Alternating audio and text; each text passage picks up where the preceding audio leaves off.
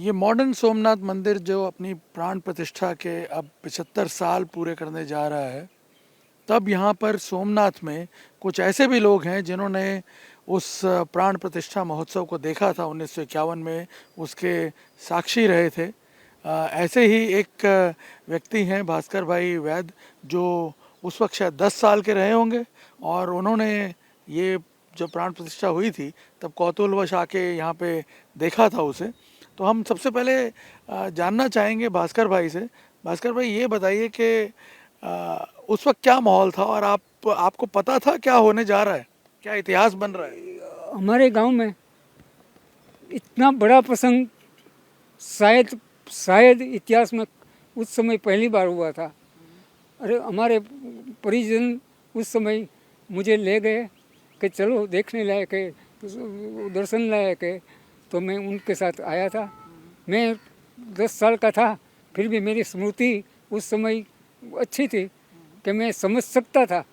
मैं बोले लिख सकता नहीं था कि मैं कोई इतिहास में रुचि नहीं रखता, पर मैंने उस अपनी आंखों से देखा था कि उस समय भारत के तत्कालीन राष्ट्रपति डॉक्टर राजेंद्र प्रसाद बाबू ने वो अपनी धर्मपत्नी के साथ सोमनाथ की प्राण प्रतिष्ठा करने आए थे।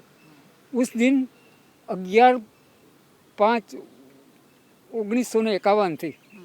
उस दिन का समय, प्राण प्रतिष्ठा का समय 9:46 था और शुक्रवार था।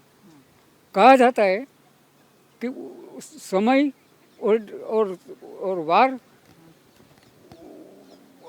से 1000 वर्ष पहले जब मोहम्मद गिजनी ने आक्रमण किया था, उसी दिन भी उस वार ने उस समय था प्राण प्रतिष्ठा, उसी ही समय भारत का स्वाभिमान लहराया गया।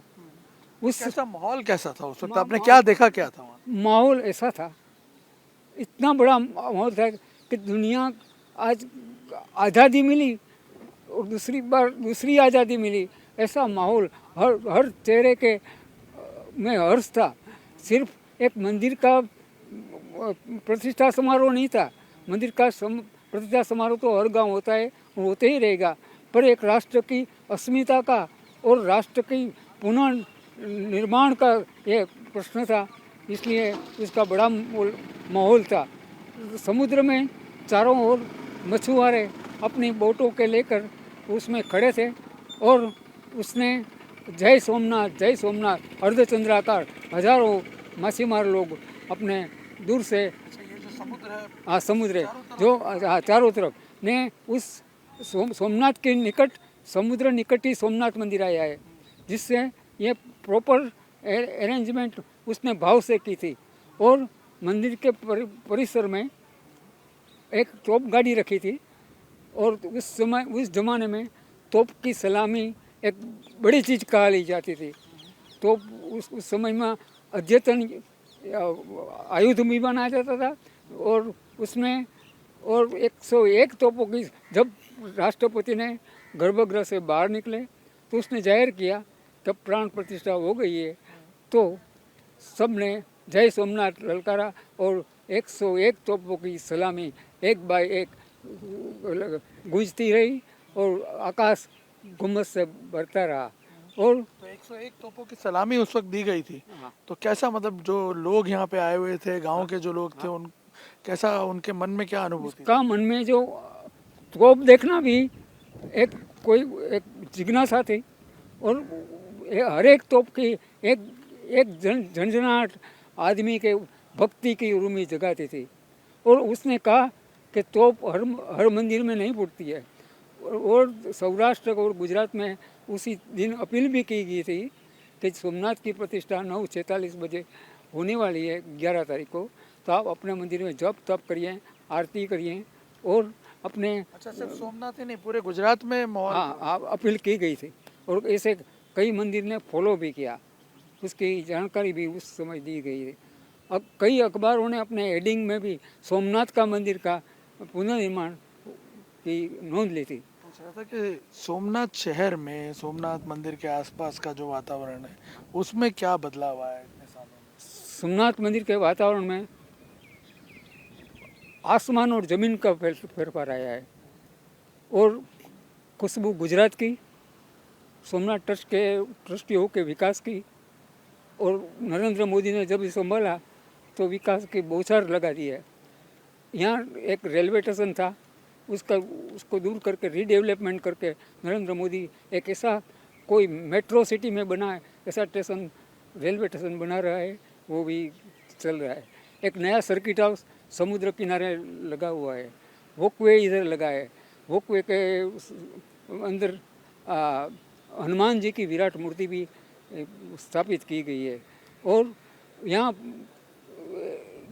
मंदिर के दर्शनार्थियों के लिए इतनी सुविधाजनक प्रदान की गई है कि यहाँ निःशुल्क भोजनालय भी ट्रस्ट चलाता है। और इतना ही नहीं, ट्रस्ट अपने भोजनालय से एक वाहन लेके आसपास की हॉस्पिटल में पहुंचाता है भोजन, जहां दर्दियों और परिवारजनों के साथ होता है। डॉक्टर राजेंद्र प्रसाद ने प्राण प्रतिष्ठा की और प्रधानमंत्री नरेंद्र मोदी ने जिस तरह इसका विकास किया और अब जिस प्रकार से ये आयोजन हो रहे हैं, कितना बड़ा चेंज आपने देखा इसमें? मतलब आपने सोचा था कि इतना प्रसिद्धि वाला मंदिर है ये? मतलब यहाँ के लोगों को क्या लगता था? यहाँ के लोगों को मंदिर प्रोग्रेस तो शायद होता ही रहेगा, पर इतना बड़ा अचीवमेंट तो सिर्फ मोदी ही करा सकते।